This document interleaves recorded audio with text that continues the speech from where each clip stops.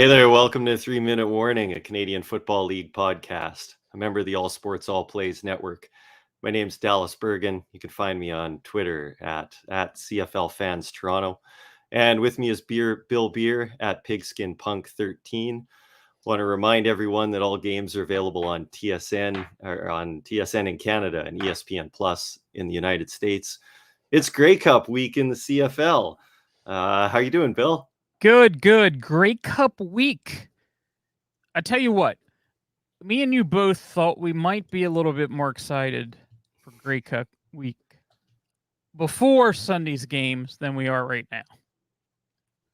Yep, it's hurting a little bit. I was pretty excited to have my two. I'm a fan of this entire league, but my two favorite teams both in division finals, and yeah, they both lost. I think those wounds are mostly behind me, but I'm just a little bit sad now, both about some of the aftermath, particularly what happened in Toronto following the game, and a dust up with fans and even executives from those representative fan bases. And I'm disappointed because I'm not in Hamilton right now, just continuing to take caution around this COVID pandemic, and yet I know that much of our CFL family are gathering tonight. The Wednesday night is often the first great meet and greet between fans celebrating Grey Cup week, with events lined up from now through Sunday, and just chatting and engaging online. I'm a little choked. I'm not there this year. Just tough decision to make, but I kept telling myself I can wait one more year, and CFL Fans Toronto and 3 Minute Warning will have a presence in Regina next November, after hopefully what is a closer to normal season for fans in the CFL as well. But yeah. Exactly. So yeah, I don't know. Most of my experience with horrible behavior and fans come from the NFL, of course, and what it sounded like that happened up there is nothing that I ever experienced. I've never experienced anything like that. I think somebody might have tossed beer our way, or a little non-violent verbal abuse or something like that. But I was in Detroit one year in the 90s, and you could see the fights happening. I was in the upper deck, and you could see them happening all over the stadium at times. It's just like a group of people were, going at it for whatever reason. I don't know if it's alcohol or what it was. That wasn't even a playoff game. This really had, big, whoever wins and goes to the Grey Cup. So, what was your take on that experience? Because you were there, you were witnessing some of this. Yeah, I took in the whole day with the Hamilton Ticats at Toronto Argonauts at BMO Field in Toronto. And it just, honestly, Bill, it just makes me really sad, because the intense rivalries in this league, and we've talked about them on our shows often with those Labor Day classics with Hamilton, Toronto, Saskatchewan, Winnipeg, Edmonton, Calgary, all teams that are in relative proximity to one another, with great rivalry between the fans and teams that everybody gets up for on game day. But this, showed its ugly side of fandom, and I'll remind everyone that fan is derived from fanatic. And so I often say that the very best fan bases can sometimes be the very worst. And it was just really disappointing to see it on full display. So I guess if you want the full rundown, this is my take from kind of scrounging the internet. But anyway, just things were really intense for this game. And Toronto, as we know, has trouble drawing large crowds, averaging between 6,000 and 10,000 for games this season. Tickets for this game sold really well, but Hamilton's an hour away. And being at the game, full credit to those Hamilton Ticats fans, there were a ton of them in the stadium. They drove the fan movement to kind of take over BMO or occupy BMO field. And again, like, this is a fan base that I often love, and I'm not going to paint with a broad brush to say that they are worse than anybody else, but here are the things that fueled this. Okay, you've got a stadium with, forgive me, Toronto fans, more Ticats fans in the building coming into Toronto's house. Okay, that already sets up a kind of atmosphere. And actually, when nothing bad happens, that fans should be so proud of. You know, I used to, Mm-hmm. in the height of the Calgary Saskatchewan rivalry, with all of the transplants of Saskatchewan and Calgary, you would see similar things there, and sometimes unfortunate incidents happened as well. But that's an exciting environment to be in when there's great representation from both sides. If you can keep the banter, the trash talking healthy, players are used to amping things up, which to a point is good. It gets everybody, again, Mm-hmm. excited and enjoying this thing. But I guess from piecing all the video footage together from everyone's smartphones shared on social media, there's probably lots of bad blood, but they had a Argonauts player flipping the bird on both hands up to the Ticats fans in the stands. That same player stripped a flag from a fan's hands as the Argonauts came out. I believe it was I for the saw that. second Yeah, I half. did see that one. Yeah, and this one was the fans behind the barricade. So here's one of the factors in Toronto too that led to this. BMO Field is the only place, unfortunately, that has this. But the Argonauts need to come down. There's no tunnel, so they need to come down a lightly barricaded corridor that goes through and around the stands and is a long, circuitous route to get back to the locker room from the field. So that's problem number one. And so before coming out of the half, one of the players ripped the Ticats fan flag out of his hands, threw it on the ground. And that alone might be like kind of pushing the threshold of player fan engagement. Now, the fan wasn't harassing with it, they were just kind of waving it at the barrier. Mm-hmm. And that alone would have been fine. But then you had that same player going out and flipping the bird to the stands, and then obviously fans behind the benches giving it back. So then by the end of the game, the Argonauts try and come off the field. Apparently, some of the players had beer spit on them or were spit on. You can only imagine the horrible language and insults being hurled at them. And then some Argonauts made some really poor decisions. Many of them headed on straight into the room. But one got into an altercation with another fan with a flag, this time really aggressively waving it in his face. Mm-hmm. But he kind of went after them. Other players came over, and that was an issue until security took care of it. But then down this tunnel, things just kept getting worse. Hey, and after I think witnessing that fan and player go at it a bit in the stands, then all the Ticats fans came over to the stands that overlook this corridor that all the Argos coaches and players are coming down, and they just started throwing trash and beer cans and hurling obscenities. And then some of the Argos guys decided to kind of go back out, and so there's some jawing back and forth between players and fans.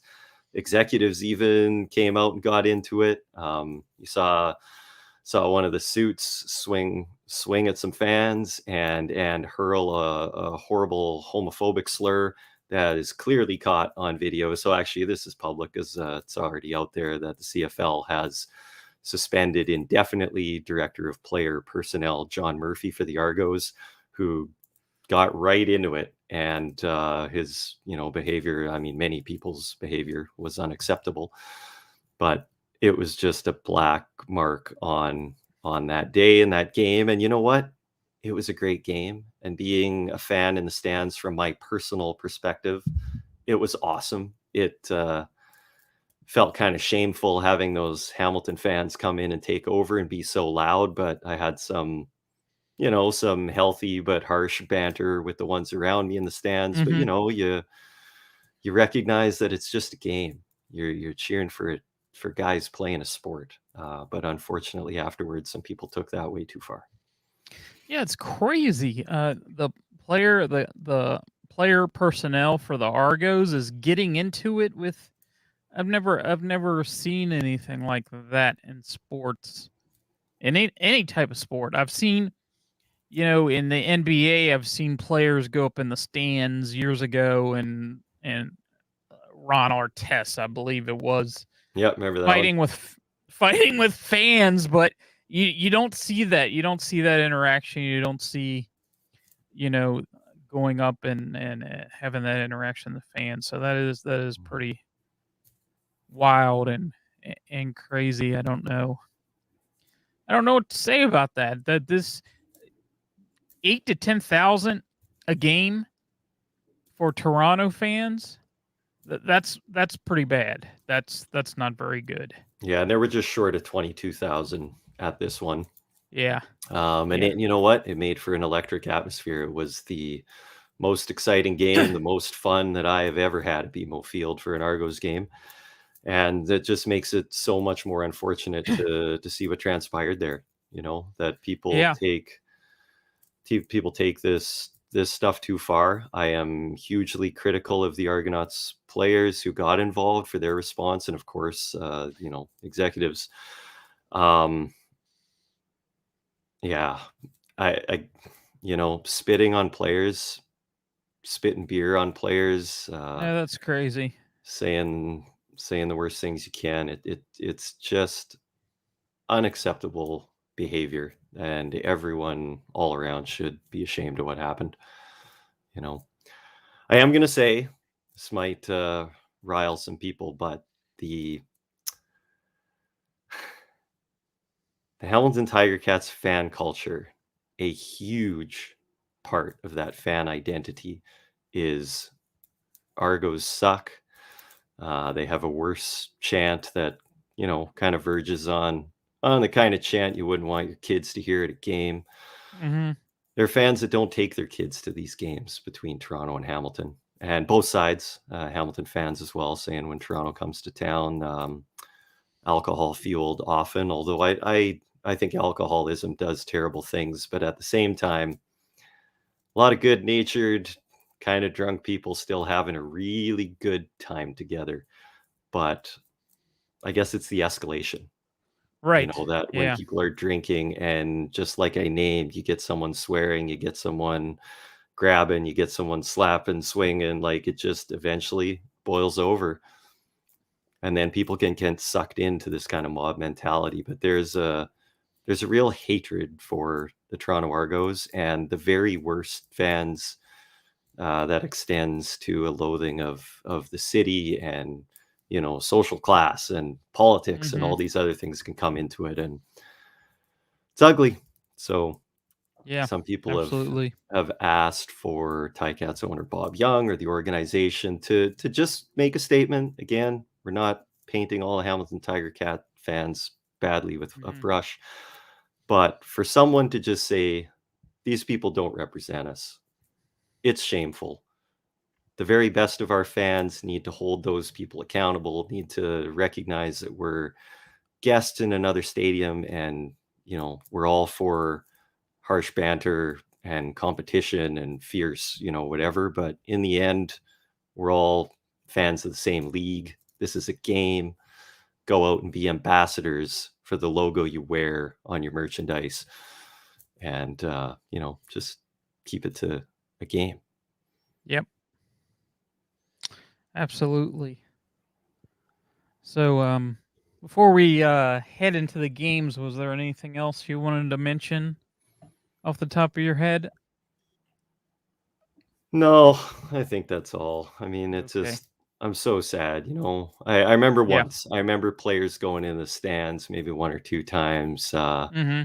Calgary Stampeder mooned the fans in Regina once. I shouldn't smile.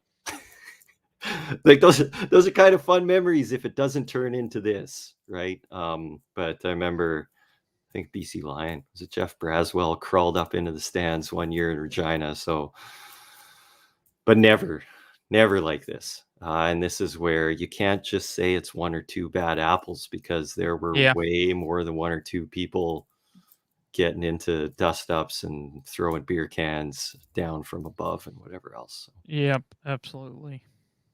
gross.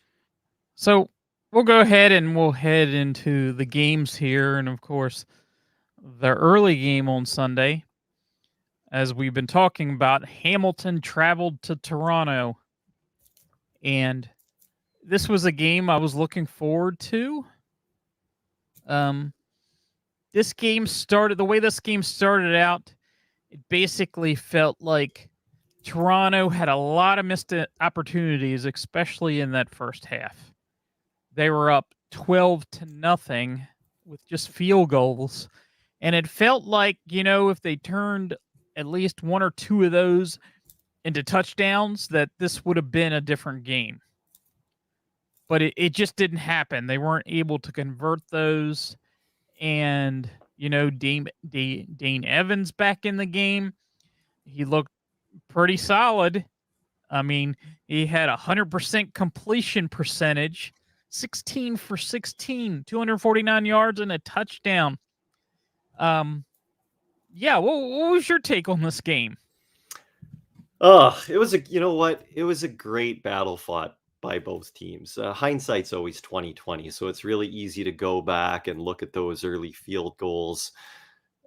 They were a conservative call for sure when you're kicking a field goal from the 2-3 yard line, instead of kind of getting aggressive and going for it to try and take the opposition crowd out of it and get a good jump for your team.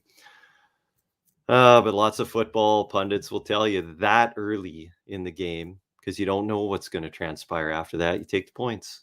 They Right? took the points on all of Yep. those field goals. I mean, at the time, I felt it could have been more aggressive. I certainly wanted to see them go, and there were lots of shouts from the stand saying go, but fans always want them to go on third down, third in CFL, right? So I don't know, but it's true. It came back to bite them.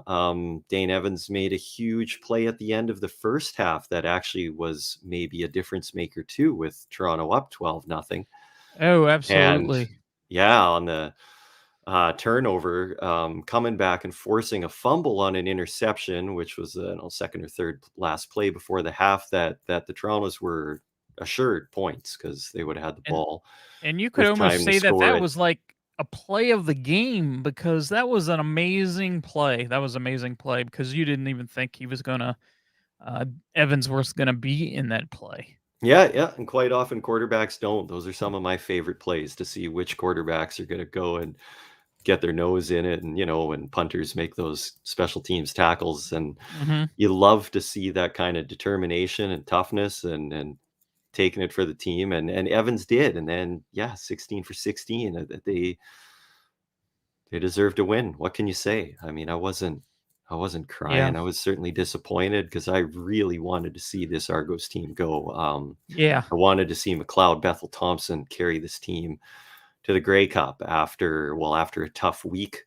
going to the Argos game and then almost being suspended for the game. We didn't even touch on that yet because it's so far behind us now. But Mm-hmm. and then just taking a lot of criticism and being a real stand-up guy. I like all of his interviews. I think he's such a classy Yeah. guy. Yeah. Although lost his composure a bit at the end of the game too, which demonstrates the hurt, right? And the disappointment. Right. Right. I mean, Yeah. do you think I know what my opinion is on this subject, and we're gonna go back to, the trade that was made several weeks ago, and they came into the season with two quarterbacks, and they decided to trade one and go with the other. Do you think this was the right decision for Toronto? I've never been in support of the trade. I think Mhm. it was a poor decision, particularly because now that the season is over and we're looking ahead to 2022, who is going to be the starting quarterback of this team? Even considering free agents that are available, some of the league's very best quarterbacks could be available, but they're at the very end of their careers. And what's really sad is the rest of Toronto. I mean, they're gonna have like 40 free agents, so there's no guarantees it's going to be the same team. But this team that played on Sunday was built to win. They nearly won that game against Hamilton, and Yeah. I don't think there's a glaring weakness. And the weak spot on the team has been quarterback. That said, I think if Nick Arbuckle had been on the team on Sunday, I'm not sure he would have gotten into the game. McLeod played a decent game that kept his team in it, ahead for most of the game. So I'm not sure it would have made a difference on Sunday. But yeah, I still don't like the trade. Yeah, that's for sure. And I've not really witnessed a CFL off season, so it'll be interesting to see the moves that are made and that sort of thing. Because you felt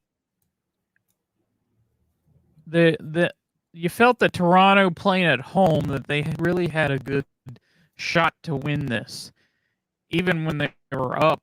In the first half, I didn't feel like they were in danger of losing this, and then it just fell apart somehow. Mm-hmm.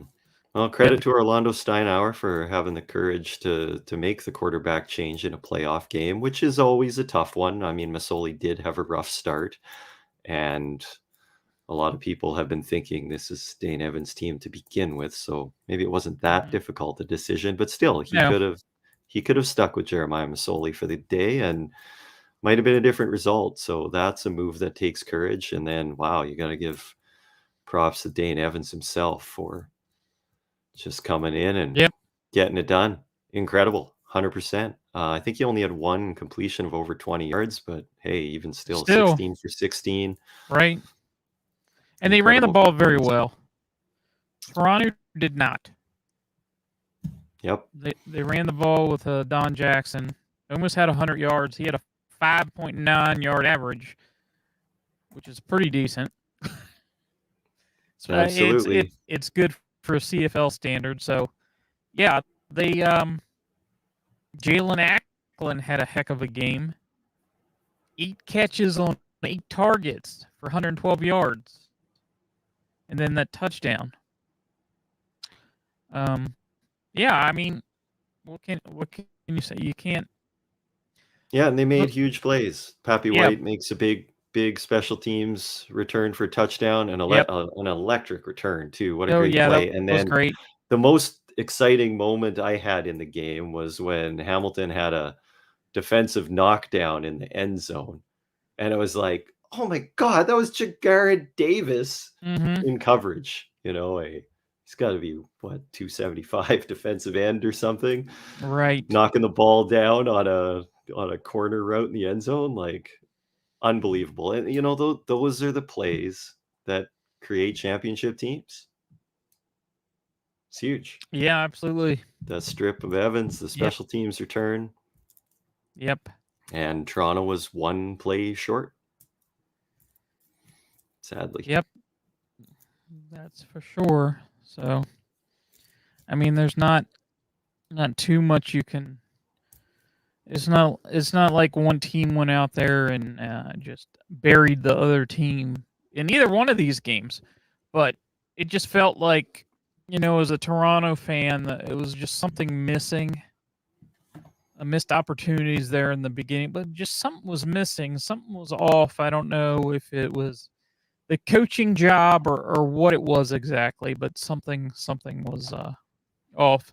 So yeah, they're missing those big plays. Sorry, and just naming one more because Jeff Reinbold is such a great special teams coach. But this was one of the moments of the week that kind of made me smile too. Enoch Mwamba in his pregame presser said, Jeff Reinbold, he's one of the best special teams coaches there are. And we know he's going to show us a different look, run a fake, run something we've never seen before. We're going to be ready. And they faked a field goal and got the first down. And it was a thing of beauty. It was a great play, well executed. It did exactly what it needed to do at that point in the game. And that's what I mean. You make those big plays. As I think about Saskatchewan's 6 turnovers and their loss, if you make the big plays, you're going to win. not always, I guess. Right. So, there are some highlights in this game for players that I look forward to seeing their progression, and one of them has to be Curly Gittens Jr. You have to be, pretty excited about, his progress during the season and what he can turn that into in future seasons. DJ Foster, I don't know what kind of contract he has, if he's just in a 1 year or whatever, but he had some exciting plays this year. There were definitely his receiving definitely helped Toronto at times. I don't know if he's like a dominant, lead running back in the CFL, but he can make some dynamic receiving plays, that's for sure. So did you have anybody like that stood out that you're kind of thinking, okay, if they can just hang around, they could do some good things here in Toronto? Oh, yeah, I mean, I think that about so much of this roster, Mhm. but the guys Yep. you've named for sure, Curly Gittens is the first one that comes to mind. Right. I mean, he Yep. became he was the number one receiver for the Argos by the end of this season. I Oh, mean, yeah. just about every game he was the leading receiver, and And you had that's some big just names on this roster, he sure did. Yeah, especially absolutely. receivers that felt like DeVaris Daniels just was a disappointment this year. I mean, this game he had 23 yards on 2 catches. I mean, that's a lot of how the way his season went. I don't know if it was necessarily all his fault, but there wasn't a lot of big plays um in his season for whatever reason. Yeah, You for know, Eric whatever Rod reason, you can't pin that on him, but I think they made him a, top 5 paid receiver in this yeah, league, and that didn't pay off uh, very well, no. for Then sure. Eric Rogers, he had been injured a little bit. He came back and made a few plays, but just wasn't enough. Just wasn't enough. Yeah, and you know what, I mean, those are deep threats too, and they had so much trouble with the long ball all year long. Yep. Same story. I mean, same story like every game, but Sunday was same thing again, just, probably 4 balls that were a couple of feet too far, and this can make a game too, but you gotta connect on them once in a while, and yeah, it's not Absolutely. Yeah, enough. you gotta just one of those things. The other team made more plays. Yeah, but this is a really good roster. They have lots to be excited about, for sure. Sean Oakman, top of the list, definitely, but I Oh mean, yes. Yep. by the end of the year, that defense and the defensive secondary was playing so well. Defensive line was becoming a menace, like the D line of Winnipeg or Saskatchewan or Hamilton. Like this Toronto team is built to win. It's unfortunate they were missing one really key piece, I think. Sad to say. We'll Yep. see how they figure it out going forward, but lots of good players on the team. Although the number of free agents this offseason is going to be astronomical for every team. And that's sad from a fan perspective as well, because I think all of the teams are going to look remarkably different next season. Yeah. That's tough because fans want to buy jerseys and put players' names on them. And, Right. Absolutely. you And know, you get a jersey and they're like they're have a good year, and then all of a sudden they're somewhere else. That's that's just right. the life in the CFL, I guess, as we know it right now. That's right. So yeah.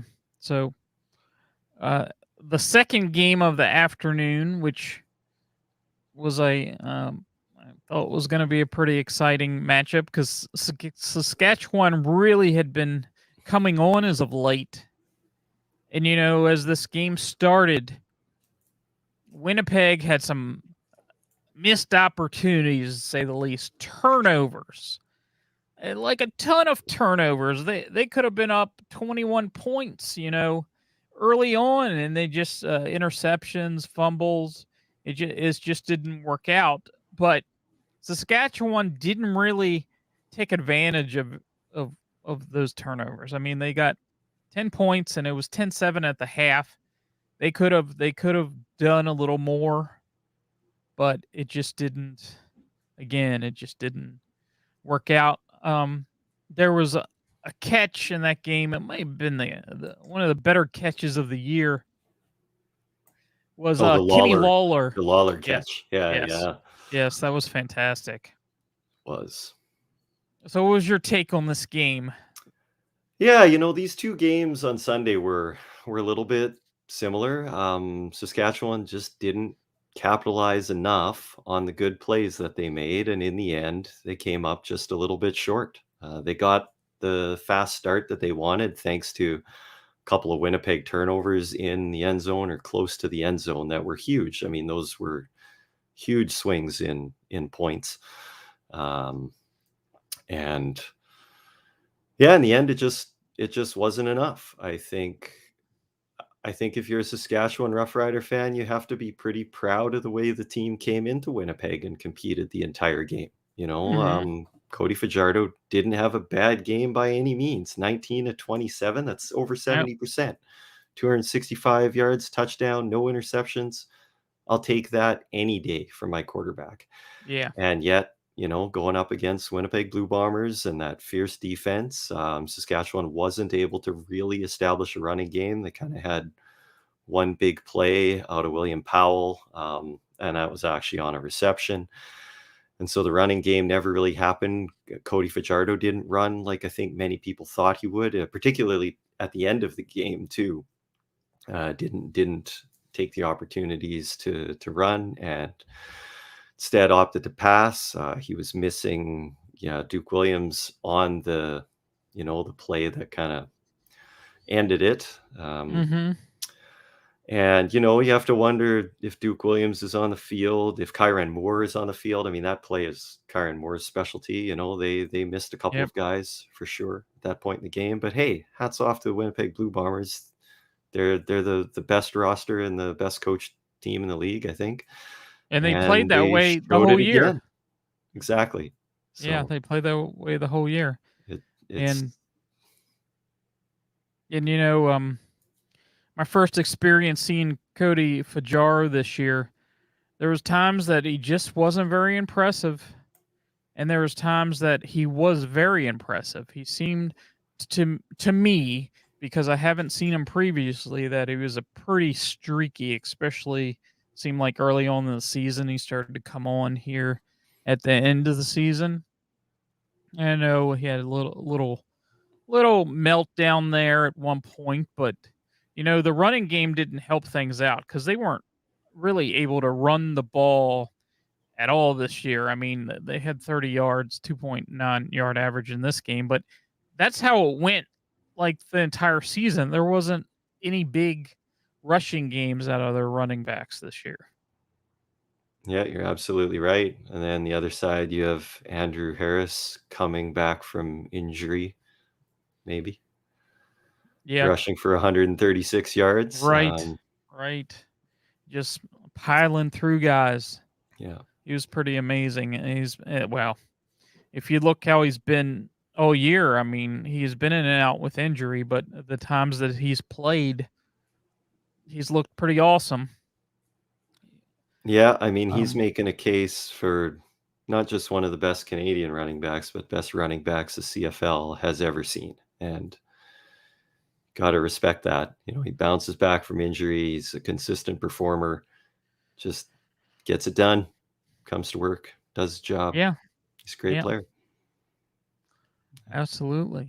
So, I mean, this feels like we're talking about these two games. It feels like, you know, thought going into this week, we might been pretty happy about one of the games and maybe the other game not so much. We didn't really think there was going to be a possibility that both games were going to go a way we didn't predict. So, um, I don't know. I'm interested to see what Winnipeg's going to do. I have a feeling that they're just going to keep on rolling. I mean, yeah, they did make some errors in this game early on, but they corrected that. They did correct that. Their defense has been playing great all year. You got some big name, defensive ends and linebackers, Adam Big Hill, and they're an exciting team to watch. So, and after what happened in Toronto, I'm sure there's a lot of Toronto fans going to be rooting for Winnipeg. Oh Come yeah, Sunday. just about all Yeah. of them. Yeah, everyone. So. Mhm. So yeah. So the Grey Cup is this Sunday at 6 p.m. Eastern. Before we get into that, do you have any? I know we talked about this in previous weeks. Do you have a standout player? We had talked who's going to be that player of the year, or what do they call it? Yeah, most outstanding player. Yeah, most outstanding player. It's MVP in the NFL.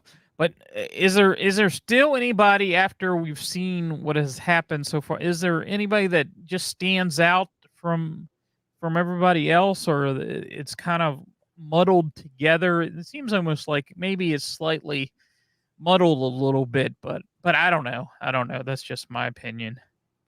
Yeah, I'm not sure. I could pull those up and we could talk about them, but we covered them a couple of weeks ago. But Yeah. I just didn't know if somebody,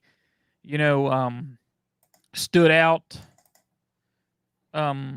here in the last couple weeks that you said, yeah, well, I one think of the I big think shocks was the performance of Renee Paredes last week for the Calgary Stampeders, who uh kicked 94% on field goals throughout the year and had the most long ones too. I mean, he just dominated in the place kicking department, and then had a really rough outing against Saskatchewan, and some of those misses, contributed Yep. to that loss. So, yeah, that was one of the big things in the last week.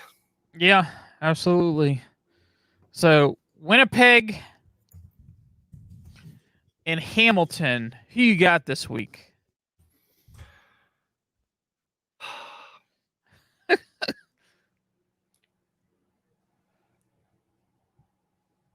I think you got to think Winnipeg's still the favorite. Yeah. That stadium will be rocking, and Hamilton's a great team. Dane Evans is now the number one. I think that could all be a factor, and I believe it'll be a close game. But Yeah. I think I don't know. I think it's tight. I think you probably got. I mean, Winnipeg hasn't had to win a game. I mean, they won on Sunday. They needed to win that one, but Right. every game they've needed to win, they've won. And Yep. Hamilton squeaked out some of theirs. So I don't know. I think Winnipeg Yep. probably And one wins. of their losses where they were trying to win, Toronto beat them. The other one they had like backups in the game, but yeah, Toronto did give them a legitimate loss. So, but beyond that, they have been pretty awesome. You can't say you can't really point out a weakness and say, "Hey, this is their weakness." I don't think there is anything like that with this particular team. So, Yeah, for yeah. sure. And getting Andrew Harris back, right? Like, yep. Oh yeah. Mhm. Oh yeah. So. Yeah. So yeah, I would probably go with Winnipeg also. Actually, yeah, it would be Winnipeg. I hope it's like an entertaining game. I'd like to see that. So it'd be my first Grey Cup experience. Yeah, the unfortunate thing is the weather doesn't look very good. I mean, Yeah. you can still have great games in bad weather, but Right. snow, like a snowy game is kind of Mhm. fun. You admire the toughness of the cold, but just a wet, rainy, windy game, those Mhm. just suck. Like for Yeah. everybody. Yeah. please, you drop the ball, hard to catch the ball. It doesn't create the same kind of memories as a great snow game. Now they had snow on the field for practices today in Hamilton, but forecast for Sunday I think looks just wet. Yeah. So I hope that doesn't spoil a great game. Right. But I guess yeah, we will should see. be a great one though. The stadium's Yeah. going to be rocking. I'd like to see Hamilton win and have their revenge for last year, avenge that loss. I think Hamilton is certainly deserving of winning this Grey Cup too, the way they bounced back from a rough start and pulling things together just at the right time. I think they're a team that's as well coached for sure, pretty close to as good a roster as well. You wonder if Dane Evans had played all season long, if their starting offensive line had played all season long. Winnipeg was very fortunate this year for injuries. They really were able to keep their core together in a way that I don't think any other team was. So there was an advantage for them, and that is an intangible that can't be understated. Yep. So, real quick, I did want to bring up, our fantasy league that we had in our races, and it was pretty competitive for the most part, but we did have somebody that didn't fare too well compared to everybody else. They came in dead last. The CFL rookie, fantasy rookie. I ended up with 1,126 points, 0.6 points. And then we had Dano in there at 1174. Then we had Cindy. And then, of course, we had Ryder Pride. He had 1218. And then the Druinator just blew us all away with 1371.5. I learned a lot of lessons, playing fantasy this year, CFL fantasy, of what to do and what not to do, especially early on. And it wasn't. If it was easy, everybody would just, go to what do you call it? One of those sites and put down some money and become a millionaire or whatever. But it's hard to predict. It sure is. It's tough. Credit to someone like Druinator, who's one of the top players out there on CFL fantasy. But when you look at a player like that and their weekly scores or whatever, and they pick a good team every week. That's the difference. That's the consistency that it takes to be good at fantasy. And yeah, it's tough. You really have to put in your homework. I know the weeks that I did the poorest were the ones where I put in the least amount of time, taking a look at depth charts and injuries and matchups and everything else. And so full credit to those really great players out there. They know what they're talking about. You can get lucky and pull it out of a hat maybe on one week, but to do it for all 18, these are good fans who know what they're doing. Yeah, absolutely. So, any final thoughts or anything? Oh, I guess, we could sort of talk fantasy team this week, although I didn't pick one yet. But no, it's down difficult. to I think you pick 5 players. These ones actually, I will say, is a little bit more of a crapshoot because everybody is going to take 2 starting quarterbacks, 2 starting running backs, and then you only have one more pick left. And so you take the best receiver, or maybe a defense. And then, of course, somebody who picks some 5th receiver or some kick returner or something who ends up getting a touchdown is going to end up winning. So it's a little bit different on those weeks when you have all the teams playing with all of the matchups and a longer roster with more players to choose from. But But yeah, we'll see how that goes this week. I imagine it'll be a low scoring affair, so maybe those defenses aren't a bad pick. Yeah, you never know. You never know. Could be, or they could just light it up. But I would imagine with the bad weather, it would lean towards a lower scoring affair. You got some decent running games there, so I guess we will see. That's for sure. Mm-hmm. We will see. So I guess we will. If you don't have anything more to add, I guess we'll go ahead and wrap it up Wrapping up here. season 1. Yes. Hey, well, Bill, this And was so much fun to be able yeah, to share in this together. yeah, And this I'll was tell fun. you, for like a first year fan, you've brought tons of great knowledge and energy, the time you put in watching all the games, preparing the shows for us, getting to know the players, the fan identities, the community. Like, I think it's really awesome what you've done. I hope you'll continue to be a Oh, fan going absolutely. forward. And I Yeah. want to challenge you to either get up to Toronto for a game so we can go together, or Oh, Hamilton, yeah.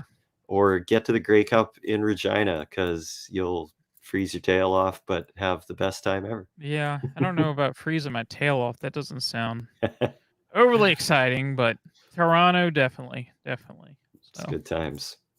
we'll be back next week to talk about the Grey Cup results and maybe what we think is going to happen with some of these teams this year. Yeah, we'll get those In free the agent off, lists, because just yes. some of them have come out, so we'll be able to talk Okay. about that Yeah. quite a bit. Yeah, that would be cool. That would be exciting. Of course, you're going to have some new blood too, so it'll be exciting. So, okay, until yeah, this is so we are 3-minute warning, a Canadian Football League podcast. We're live Wednesdays at 8 p.m. Eastern, and we'll be back next week to talk about the Grey Cup. So for Dallas, I am Bill, and we will see you later. If I can get this.